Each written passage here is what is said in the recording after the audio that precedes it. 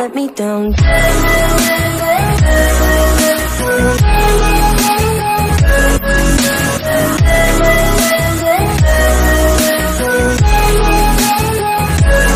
me down.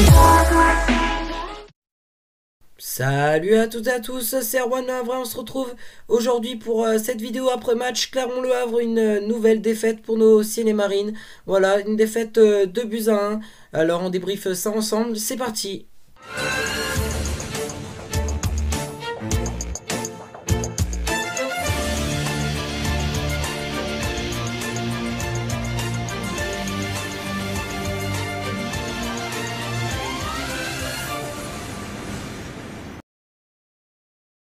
Voici donc le résumé de la rencontre. Donc c'était la 18e journée de la Dominique 2, hier soir au stade Gabriel Montpied. Coup d'envoi à 20 h et c'est Clermont qui ouvre le score grâce à Gomis à la 20e minute du jeu. Égalisation de Tino Kadewere à la 33e minute de jeu. À la mi-temps, le score est de 1 but partout. De retour des vestiaires, c'est Clermont qui prend l'avantage à la 54e minute grâce à Greg Beach, l'Autrichien qui marque le but de la victoire pour Clermont, parce que le Havre n'arrivera pas à revenir. Donc victoire de Clermont 2-1 face au Havre. Et c'est parti donc pour notre 100% hack. Alors oui, je suis un petit peu bouleversé. Je sais vraiment pas trop quoi dire. Franchement, je suis super déçu. Voilà, le hack qui allait beaucoup mieux depuis quelques temps avec une victoire face à Guingamp, une victoire face à Rodez, une victoire face au Mans. Et puis là, on chute face à Clermont. Dans le terme du jeu, je pense que c'était plutôt équilibré. On voyait que Clermont en avait envie. Ils se sont donnés à 100%, les Clermontois. Mais franchement, quand je regardais quand même et qu'on observait la qualité de jeu de Clermont, c'était une équipe qu'on devait battre. Malheureusement, voilà, on n'a pas bien joué les coups. J'ai trouvé que l'équipe a joué beaucoup solo. Voilà, on n'a pas joué comme si on était une équipe. On n'a pas joué assez collectif. Des fois, il y avait... Après, je peux pas que en vouloir aux joueurs. J'en veux aussi un petit peu à Paul Le Guen. On verra ça tout à l'heure dans le Si j'ose serai Paul Le Guen. Mais je suis déçu. Voilà, le Havre recule d'ailleurs à la 6e place du classement. On a quand même eu de la chance que Sochaux ne passe pas devant. On aurait pu se retrouver à la 7e place grâce au nul quand même de Sochaux, un but partout face à Grenoble. Donc voilà, Clermont nous passe devant parce qu'ils étaient juste derrière. Donc Clermont 5e, le Havre 6e. On attend le résultat de l'Estac de Troyes qui jouera lundi soir pour savoir s'ils prennent encore un peu plus d'avance. Mais voilà, on s'était donné un objectif quand ça allait mieux et c'est de gagner jusqu'à la fin de cette phase aller. Malheureusement, ça s'est pas passé comme prévu. Donc on attend aussi de voir ce qu'on va produire face à Chambly la semaine prochaine. Le dernier match de l'année pour nos Ciel-et-Marines. Donc je l'attends quand même avec impatience et j'espère avec une victoire. Dans ce qu'il s'agit un petit peu plus de l'actualité transfert et de Wilfried Bony, rien n'a forcément dire pour le moment, si ce n'est que Paul Le Guen aimerait le prolonger, pourquoi pas pour une deuxième semaine à l'entraînement du moins. Donc on verra ça si Wilfried Bony donne son accord, mais en tout cas ça serait super. Apparemment l'entraînement s'est plutôt bien déroulé. Donc voilà, déçu, mais c'est une défaite et des défaites, il y en aura certainement encore jusqu'à la fin de la saison. Faut pas s'attendre à gagner tous les matchs, faut pas s'attendre à ne pas perdre parce qu'il y aura encore des défaites.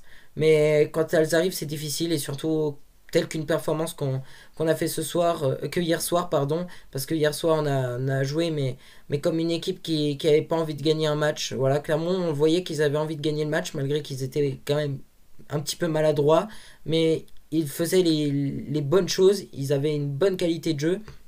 Même si des fois les passes n'arrivaient pas, on voyait que le jeu était là sur les actions de Clermont. Donc voilà, c'est tout pour ce 100% hack. Et voici donc les notes des joueurs. Mathieu Gorgelin, 5 sur 10. Alors pourquoi Mathieu? Parce que sur le premier but, je pense qu'il pouvait l'arrêter. Mais après, sinon, voilà, il a fait... sur le deuxième but, il n'est pas coupable. Yacouba Koulibaly, décevant, 5 sur 10. Il était plutôt très bon sur les matchs précédents. Malheureusement, ça s'est stoppé.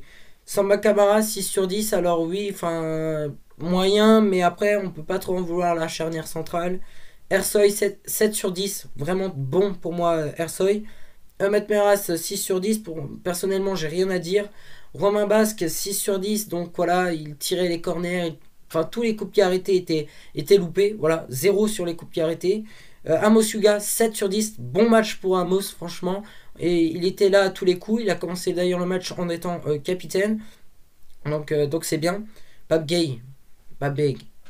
4 sur 10 pour Pape Gay. Franchement, je sais pas quoi dire. Franchement, je suis déçu de Pape Gay. Voilà, dès qu'il frappe, c'est au-dessus. Il est mou. Il est pas. Je l'aime pas. Voilà, je le dis. Hein, si tu regardes cette vidéo, Pape Gay, je t'aime pas. Voilà, je le dis. Euh, Ayman Ben Mohamed, 5 sur 10. Donc voilà, plutôt un match moyen pour toi. Tino Kadewere, 6 sur 10. Buteur. Et il a fait son match, il a marqué le but. Maintenant, je pense que ça peut être un peu plus comme tous les joueurs, jouer un peu plus collectif et faire surtout les bons choix. C'est ce qu'on fait pas. Dina Mbime, voilà. Bon, il a fait un mauvais match, voilà, faut le dire. Il a fait un moment, il a même fait une passe à un joueur de Clermont. Alors je me dis, est-ce qu'il a un problème avec les yeux pour différencier les couleurs? Donc on appelle ça les daltoniens. Je me suis posé la question s'il était daltonien. Ensuite, Dina Mbimbe, je sais pas, il devait faire une passe. Des fois, il faisait pas la passe. Des fois, il était hors jeu. Bon, après, hors jeu, c'est pas la même chose parce que c'est Tino Kadewere qui ne faisait pas les passes au bon moment.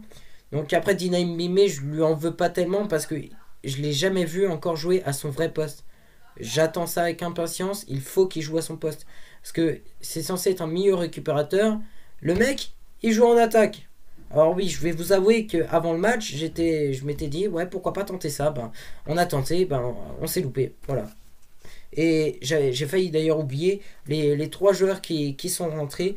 Jamal Tiare 6 sur 10, Zabana 6 sur 10 et Imad Abdelli 5 sur 10. Alors Imad, franchement, j'aurais pensé que ça allait être une bonne chose. Malheureusement, il était très discret. Franchement, à un moment, il faisait des dribbles, mais c'était trop, c'était trop. Et après, ben, quand c'est trop, ben, on perd le ballon. Et donc, c'est dommage. Des fois, on peut utiliser tes qualités. Il faut faire une passe à côté. Toi, tu as voulu en faire trop. Ben voilà, on en a payé le prix. Défaite de buts à 1. Si je serais Paul Le Guen, déjà, le choix de mettre capitaine Amos Yuga, il était bon. Mais quand tu sors Amos Yuga, pourquoi il me met Pape Gay capitaine? Et ça, il l'a déjà fait sur plusieurs matchs, dans les matchs précédents.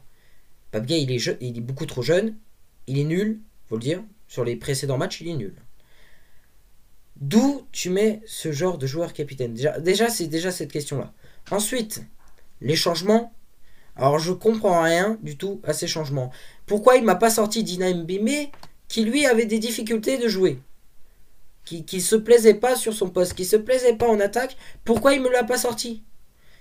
On aurait pu rentrer Zabana, on aurait pu rentrer Thierry à son poste. Bon, de préférence Zabana, comme ça on aurait pu rentrer Thierry sur l'aile. Voilà, franchement, j'ai pas compris Paul Le Guen et des fois j'ai du mal à comprendre ses choix. Maintenant c'est Paul Le Guen, il faut lui faire confiance. Malheureusement, on a perdu et je pense que il y a les joueurs coupables, mais je pense que le coach est d'autant plus coupable aussi sur le match d'hier soir. Et voilà, c'est tout pour cette vidéo. Merci à toutes et à tous de l'avoir suivi. Dans la description, tous les résultats de la 18e journée de la Demi-League 2 ainsi que le classement. Mon Instagram, erwanloavray76. D'ailleurs, le prochain sondage Instagram sur mon Instagram, il sort mardi. Donc rendez-vous mardi sur mon Instagram. Et puis, bien évidemment, le classement et bien sûr le lien de la chaîne de Juliac and Stadium Foot. Alors, moi, je vous laisse. Bisous, les amis. Et on se dit à vendredi prochain pour avant-match, le Hack contre Chambly.